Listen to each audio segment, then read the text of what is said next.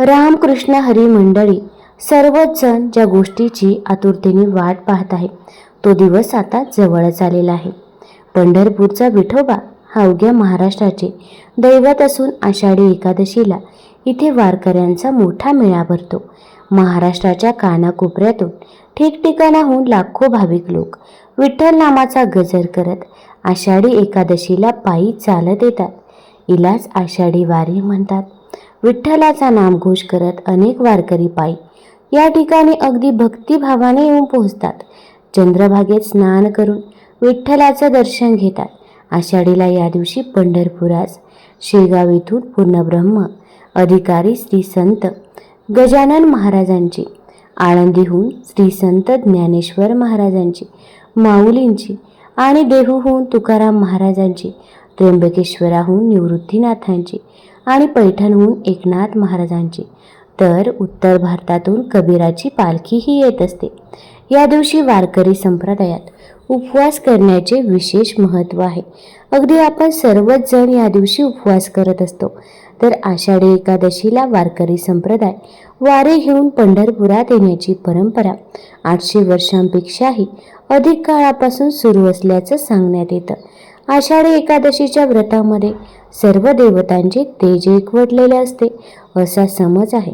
म्हणून सर्व व्रतामध्ये आषाढी एकादशीच्या व्रताला अनन्यसाधारण महत्त्व आहे. पंढरपूरला अदृश्य भगवंताच्या अस्तित्वाचा पुरावा मिळतो.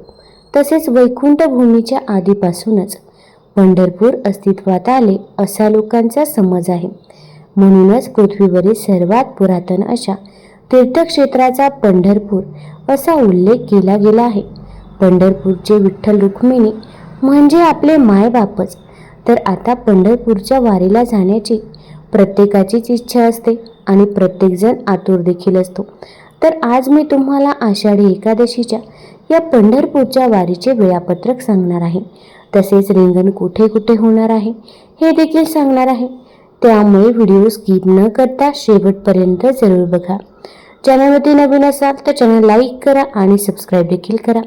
तसेच कमेंटमध्ये रामकृष्ण हरी लिहायला विसरू नका किंवा जय हरी पांडुरंग लिहिलं तरी पण चालेल, जेणेकरून आपल्याला देखील पांडुरंगाचा आशीर्वाद नक्कीच प्राप्त होईल. तर मंडळी, संत ज्ञानेश्वर माऊलींच्या पालखीचे प्रस्थान दिनांक 8 जुलै 2026 रोजी वार आहे बुधवार रोजी होणार आहे आणि पालखीचा पहिला मुक्काम हा गांधीवाडा दर्शन इमारत मंदिर आळंदी संस्थान येथे असणार आहे. नंतर 9 तारखेला वार गुरुवार या दिवशी पालखीचे प्रस्थान आळंदीवरून पुण्याकडे होणार आहे आणि रात्रीचा मुक्काम हा भवानी पेठ पुणे येथे असणार आहे. तसेच 9 तारीख आणि 10 तारीख म्हणजेच गुरुवार आणि शुक्रवार या दोन्ही दिवशी पालखीचा मुक्काम हा पुणे येथेच असणार आहे. त्यानंतर 11 जुलैला शनिवारी पालखी सकाळी पुणे येथून निघणार आहे आणि पालखीचा रात्रीचा मुक्काम हा सासवड येथे असणार आहे. तसेच दिनांक 11 जुलै आणि 12 जुलै म्हणजे शनिवार आणि रविवार या दोन्ही दिवशी सासवड येथेच मुक्काम असणार आहे. नंतर 13 जुलैला वार सोमवार पालखी सकाळी सासवड येथून निघणार आहे आणि पालखीचा मुक्काम हा सोन्याची जेजुरी येथे असणार आहे. त्यानंतर 14 जुलैला वार मंगळवार या दिवशी पालखी सकाळी जेजुरी येथून निघणार आहे आणि पालखीचा मुक्काम हा वाल्हे येथे असणार आहे. नंतर येते तर ती 15 जुलैला वार आहे बुधवार, सकाळी वाल्हे येथून पालखी निघणार आहे आणि दुपारी श्रींचे नीरा स्नान होईल आणि पालखीचा मुक्काम हा लोणंद येथे असणार आहे. त्यानंतर 16 तारखेला गुरुवारी पालखी लोणंद येथून निघणार आहे आणि दुपारी चांदोबाचा लिंब येथे पहिले उभं रिंगण होणार आहे आणि पालखीचा मुक्काम हा तरडगाव येथे असणार आहे.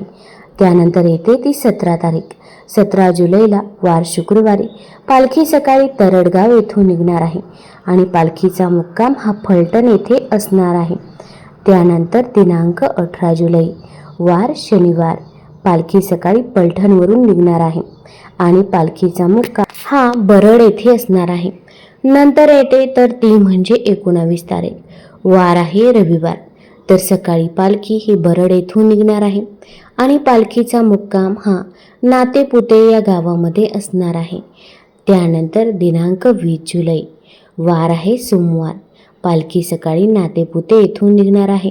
तर पुरंदवडे येथे पहिलं गोल रिंगण होणार आहे आणि पालखीचा मुक्काम हा माळशिरस या गावी होणार आहे.